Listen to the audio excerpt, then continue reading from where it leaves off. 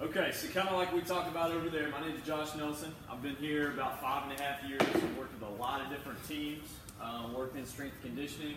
More recently, I've worked in sports science, and we'll kind of talk about that in a little bit, but it's very comprehensive. Our program here is very comprehensive, and it's not just about weights, it's not just about running, it's about building an athlete. I think if you look at what's going on nowadays, a lot of times there's a lot of specialized training happening, and that's all wonderful, as long as you have the foundation to handle those directions.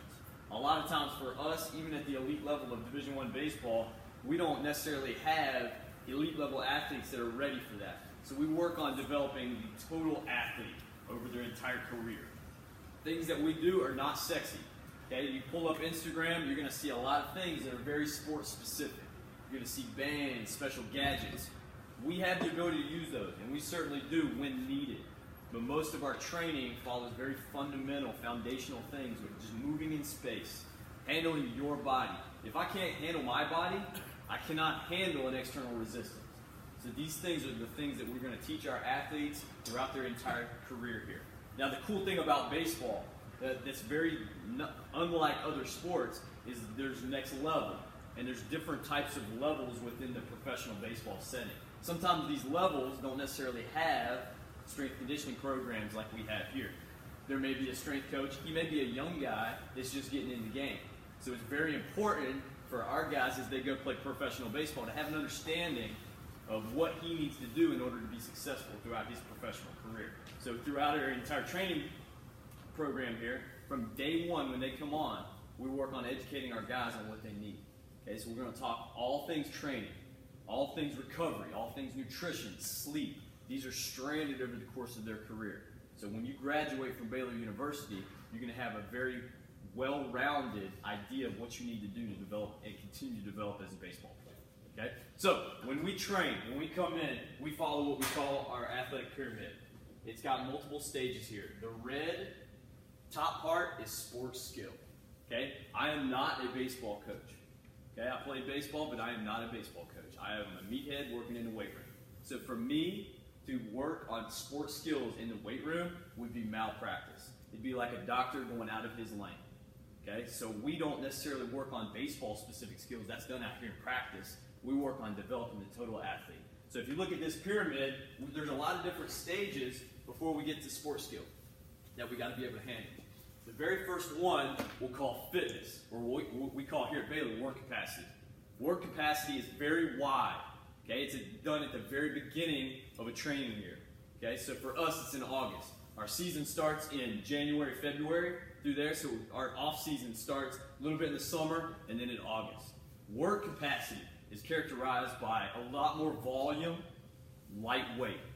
It's going to be very generic on the field. We're going to be running. We're going to be changing direction. We're going to be stopping. We're going to be landing. It's basically just preparing ourselves for advanced training. Okay? Work capacity block lasts about 2 weeks.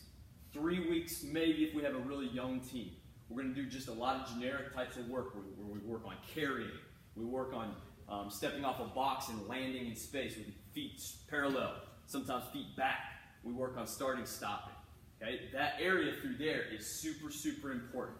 I want you to think about the Great Pyramids in Egypt. Can you imagine those? Look very similar to our pyramid here. They have a very, very, very wide base. Okay? Imagine now if I took that pyramid and turned it upside down and put it on its point. How wide is that base? How wide is that base? Very, very small. Now, if it's right on its point and I push it over, what's it going to do? It's going to fall over. We'll show that as like representative of an injury. So if I don't have a very wide base, I can be pushed over really quickly. Red flag, there could be an injury. Okay, so we want a really, really wide base. That right there is going to be super important. That right there at the bottom of our pyramid is also why we bring in our freshmen during the summer for 7 weeks before our vets and our old guys that are coming back even are with them. Our summer program is extremely, extremely foundational. Okay, you guys are going to learn our warm-up. Our warm-up is unlike anything that other people are doing right now. Okay, it's very simple, it's very fast-paced, and it's very detail-oriented. Okay, you're also going to learn our terminology.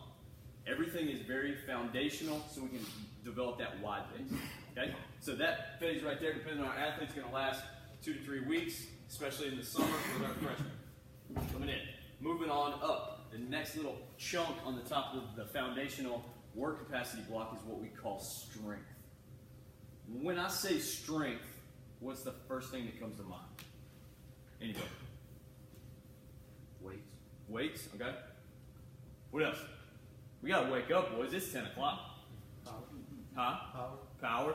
Hang on to that thought for just a second. Strength. Generating force.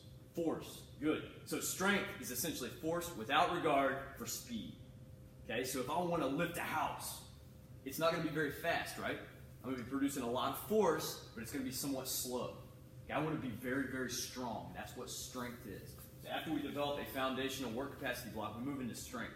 So we do some of the same aspects of fitness training through our week, but the main thing there is we're going to increase the weight in the weight room and decrease the volume.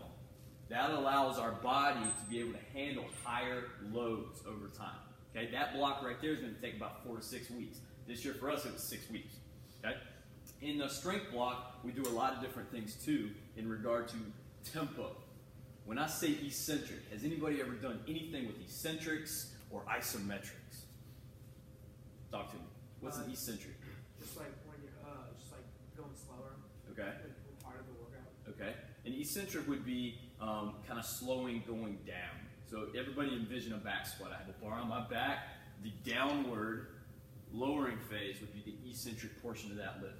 Oftentimes we change the tempo during this strength block and we may work on eccentrics with like a 3-second lowering. Okay, that's going to allow us to develop a very, very strong ability to handle heavier weights. After that, we may use an isometric. You know what an isometric means? Okay, not necessarily. An isometric would be positive. So the isometric portion of a squat would be the portion where I'm at the very bottom before I start to come up. So after I go down, I would stop right here. So we may work on some isometrics. That's going to allow us to handle that weight in the lower part of that, and basically yielding strength, having the ability to control my body or an external load under a weight. Then after that, we would go normal tempo. But basically strength, I want you to remember what strength is. Strength is basically handling load without regard for speed. I just want to be really strong. All right, the next one is power. Who said power? Okay, what is power? Strength. Power. Keep going. You got it. I can see your wheels turning. If strength is being strong without regard for speed, what would power be? Just generating power, like getting it stronger. Okay. Being strong. Okay, so being strong fast. The game of baseball does not happen slowly. Okay, when I swing the bat, when I take off running the second, it's not oozing into the movement. It's happening real fast. Okay, so when I go to the next block on this pyramid, power, that's basically transferring my strength that I developed in that second block and moving it faster. In order to train power, you have to lower the intensity, to lower the weight, and keep the same volume, so it's low volume. We're going to train power through med ball throws. We're going to train power through Olympic lift progressions.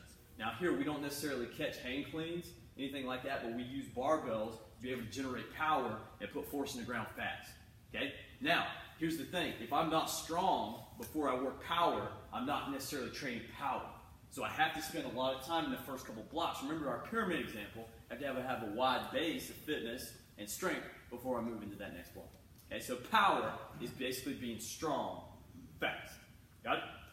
All right, so now we talked about just general fitness. We talked about being really strong. We'll call that being diesel. And the next one, powerful. It's being strong fast. What would the next one be? Think about characteristics of really talented athletes. Starts with S. Speed. Speed. Okay, speed is the most precious athletic skill there is. It's also the hardest to obtain, and it's the hardest to retain over time. Okay, so speed is being very, very fast or a high velocity without resistance. Okay, so when we train speed, we take the resistance way, way, way, way down. Okay, we take it about 10% of your body weight. So I'm really bad with math, So if I weigh 100 pounds, the weight that I'm going to use to train speed has got to be 10 pounds or less. Does that make sense? So 10%. So let's think about, we all kind of think about like sled pulls. If I'm going to use a sled pull to train speed, that weight needs to be about 10% of my overall body weight. Okay, so if I'm a 200 pounder, it can't be more than 20 pounds on that sled. I've got to be able to train at a high velocity with a very, very low weight. Does that make sense? Other ways we can train speed is with med balls, light med balls, and sprinting. And we use sprinting every single week of the year. Because remember, speed is the most precious skill to develop, and it's the hardest to keep. Okay, so we want to sprint around. That doesn't mean we're out here running 60s every week, but we're going to work on acceleration. We're going to compete during accelerations, and we're going to work on downrange running, so open running. Let's say there's a fly ball in the gap, and I got to get on my horse and go get it. That's open field running. We're going to work on those two areas, acceleration and open field type running. That's going to allow me to keep that skill over time. Now think about, if I'm on the field and I'm playing center field, ball in the gap and I take off, how much resistance do I have? Nothing, right? It's just my body. Okay, so that is training speed. When I train speed, it's got to be 10% of my body weight or less. Okay? Then the very last little bit is sports skill. Make sense? So over time, over our athletic year, or off season, if you will, we spend about 2 to 3 weeks in work capacity. Then we go 4 to 6 weeks in strength. Then we go 2 to 4 weeks in power, and then we train speed the entire time. Then we're in January. Then the main focus is at the top. Does that make sense?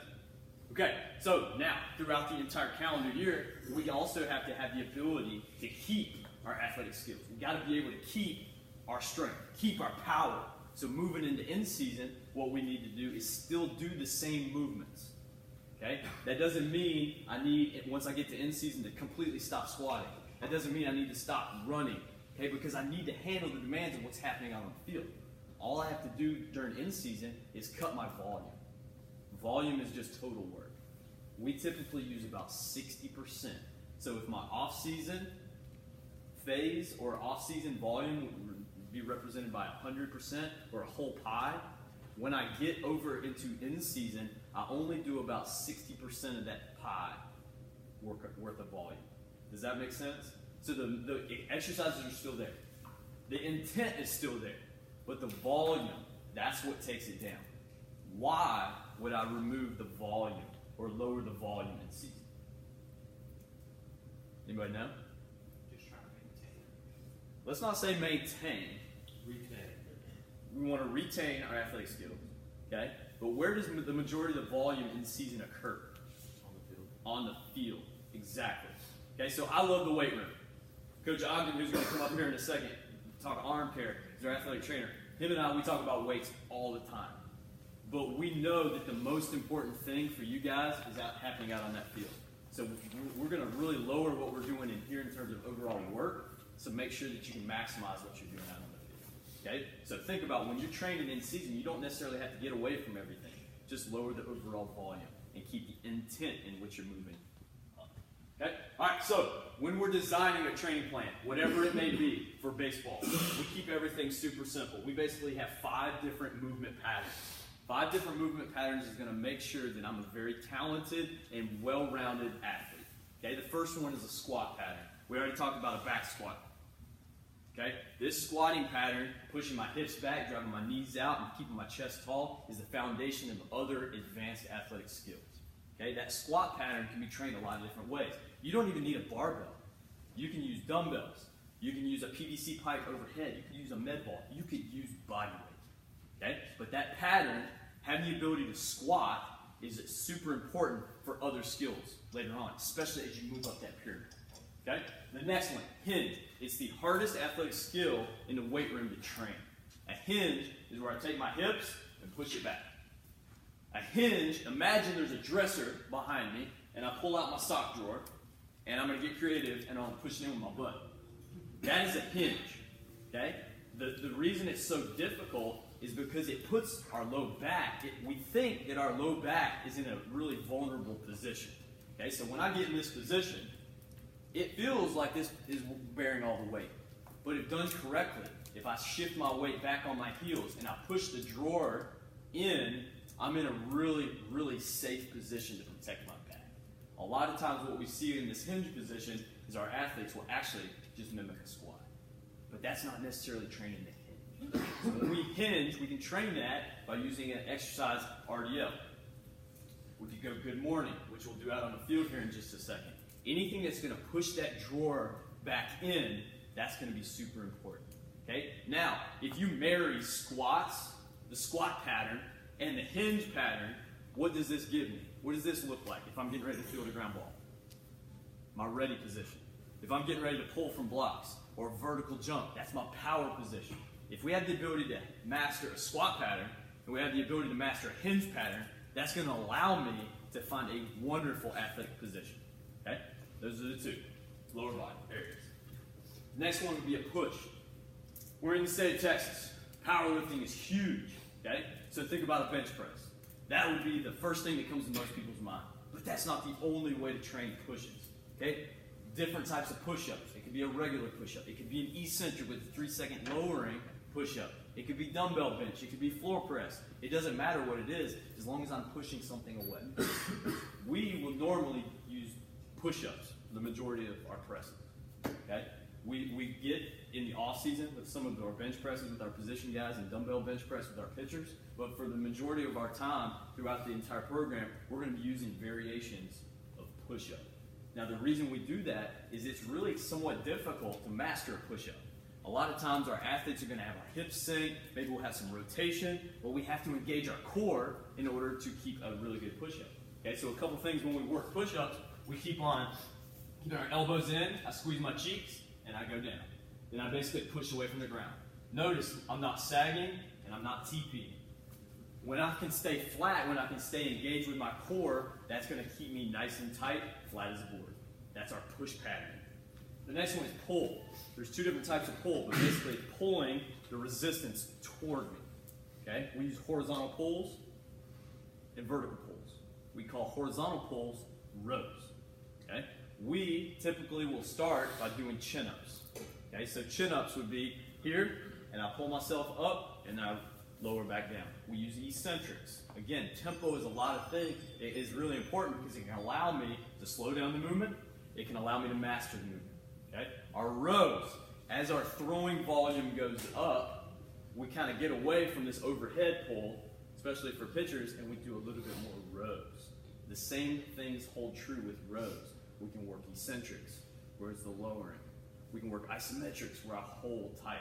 But that pull pattern is going to make sure the backside of my body, which is essentially the engine of my body, is balanced. The general rule of thumb that we try to follow is for every press or push, I want to do 2 pulls. So if I'm going to do, let's say, 9 presses, I'm going to do 18 pulls. That's going to allow me to take care of the backside. Then the last one is carry. Now this is kind of a hybrid. And this is kind of a hybrid. You could go a lot of different directions with this. We don't necessarily do too much in regard to core. We don't do a lot of sit-ups. We don't do a lot of things like that. But we want to keep our body tight under an external load. Things like farmer's walks, where I'm holding a weight here and just walking with my ribs down, my eyes to the horizon, my butt tight. That would be a carry, a weighted carry. We've used heavy weights over our shoulders. We've done buddy carries. Anything like that is going to put my body in a position to have to stabilize my core, which is the middle part of my body, under an external load. If I can master that, I can essentially master without the load, especially once I get on the field. So those 5 athletic skills taught over the course of your off-season and in-season is going to make sure you're a really well-rounded athlete. Okay? I think often, sometimes our programs get a little bit too creative, especially when we look at some of our social media and things that get a little bit too sport specific, and they get away from these 5 foundational areas, and we start training body parts. Okay, body parts in different areas, there's nothing wrong with that. If I'm a bodybuilder, there's nothing wrong with me training back only, or leg day. Okay, but I want you to think, when we're training to be an athlete, we have to follow these 5 areas. Okay? Any questions so far on the pyramid and athletic movement area? Okay? Last one before we go into our arm care area. When we're here at Baylor, the biggest thing we kind of talk about is teaching our athletes, like I talked to you a minute ago, is being autonomous. Okay, so if I'm playing second base at Baylor, and then I go home for Christmas, which our guys are now, our second baseman, our shortstop, our center fielder, our catcher, all of our pitchers, they need to know what they're doing in order to continue to train. Okay? Baseball is a really interesting sport because our guys go home for Christmas, and then as soon as we come back, we're playing. Like, we're out on the field, we're throwing, we're training. There's a room there for disaster because if guys get away or stop training, and then you start playing and start practicing, there's room for injury. So our guys really need to know what they're doing. So we use the 4 and 20 hour rule. How many hours are there in a day? 24 on most days. Okay? Now, if you ask my little boy, he thinks there's much longer because he stays up all the time. But there's 24 hours in the day. Here at Baylor, here at NCAA, we can train 4 hours a day. That leaves 20 hours a day for athletes to be on their own. Okay, so we can control what you're doing in the weight room. We can control what you're doing out in the field, in the dining hall for 4 hours a day. Those other 20 hours, it's on you to make the right choice. So through education, through talking about making the right decision, that's going to make you and put you in a really good position to be successful. Now, what is more influential? Or what's bigger? 20 or 4? 20, absolutely. So now the decisions that I make outside of training are going to be more important than what I do in training. If I come and I'm a weight room warrior, then I go out and I'm a great practice guy, and I do everything right, but then I make poor decisions outside of those 4 hours, it washes everything away. So the couple of things that we want to talk about always doing is getting adequate sleep. When we sleep, our body resets. All the work that we put in, sleep helps cement that into my body. Okay, so we want to really work to be consistent in our sleep patterns. Don't necessarily think about, I got to get 8 hours. Just try to be consistent. If I go to bed at 11 p.m., go to bed at 11 p.m. every day. If I get up at 6, 6:30, 7, whatever it may be, do it every day. Then over the course of a week, over the course of a month, over the course of a calendar year, you've done a really, really good thing for yourself. Be consistent. Don't think hours. Just be consistent. The next one is nutrition. Eat. Just eat. Don't look for fancy supplements. Don't look for a way out. A supplement is essentially in addition to a diet, not in lieu of a diet. So don't look for fancy things to add to your diet. Just eat, and eat often. Okay? Always eat breakfast. Carry a water bottle with you. Find a way to get calories in throughout your day. We're at a wonderful time right here. From middle school up until the first year of college, our body is growing every day, every single day. So if we can treat food that's going into our body as fuel, like we're filling up a NASCAR or a really fast race car, then that body is going to have the right fuel to go fast and to grow and develop really fast. So think about sleep and nutrition. The last one, everything you do goes back to this choice idea. Everything you do has to be done with intent. If I'm at practice, I want to move with intent. If I don't move with intent, the activity is I'm just oozing through it. Okay? I'm not necessarily getting better. If I want to get better at something, I have to do it with great intent. If I want to improve my reading skills, I have to read and look to study and learn. Okay? If I want to work to get faster, if I want to work on batting, if I want to work on a specific thing in the infield, I have to work with great intent. Everything is about choice. Okay? So, today, what we kind of talked about with our scheme here is our pyramid. Everything is very simple. Start very generic, then work to get a little bit stronger, more powerful, and then sprint. I would recommend sprinting weekly. Okay? It doesn't have to be 60s. Acceleration, short sprints. Then mix it in with changes of tempo.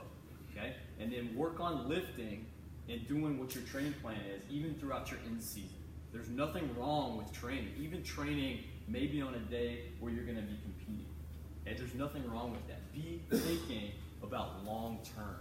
Okay? And so I got a game today. That's great. But I've got a career as I'm moving forward. So how do I couple great days together? That's how big time people do things, is they couple great days together with great intent. Does anybody have any questions revolving around the pyramid, our athletic skills, or anything that we've talked about today? Yes, sir.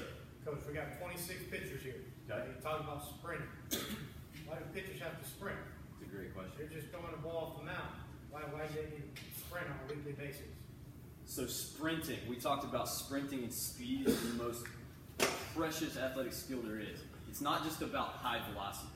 Now, if I'm a base runner, I definitely want to be fast to get to second base, to get to third base, to leg out a double. Okay, but speed also has a coordination component to it.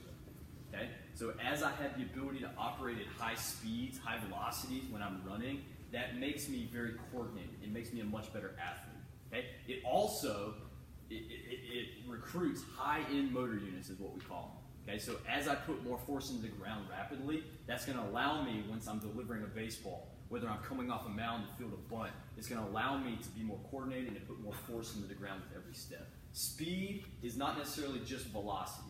It's about using your body at a high velocity. Okay, so if I'm taking one step, I'm pushing off the rubber. Speed can help you put more force into the rubber to deliver the ball to the ground. So that's why we're going to train our pitchers all the time, just like our position guys, in regard to our acceleration. The open field running, moving down the field, may be a little bit different, but all of our pitchers will work on acceleration every week. Does that hit that a little bit, Coach? Other questions? Yes, sir. Do you have published anywhere an example of a weekly workout that they can tap into? We do not. Typically, we are able to give that once an athlete signs with us. There are some examples out there that we could give that's already out there, but for us, we're not necessarily allowed to give anything until our guys are committed here at Baylor. Any other questions? Got one for you, Coach. Yes, sir. How different are the position players with your lips?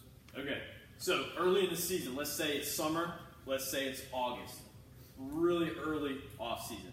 Our pitchers and our position players are following almost identical training plans.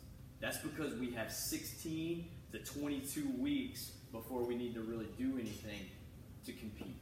Okay, so now once we get to fall baseball, which comes in about middle of October, October 12th, that's when the plans start to really kind of diverge.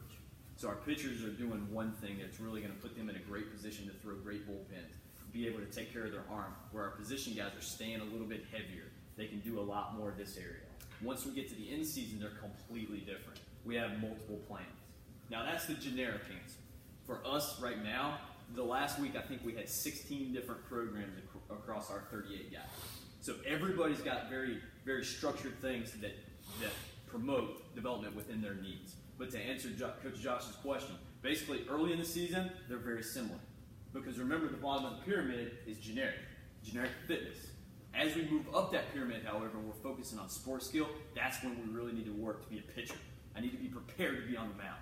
Or as a hitter, as an infielder, outfielder, catcher, I need to be able to handle the demands of my position.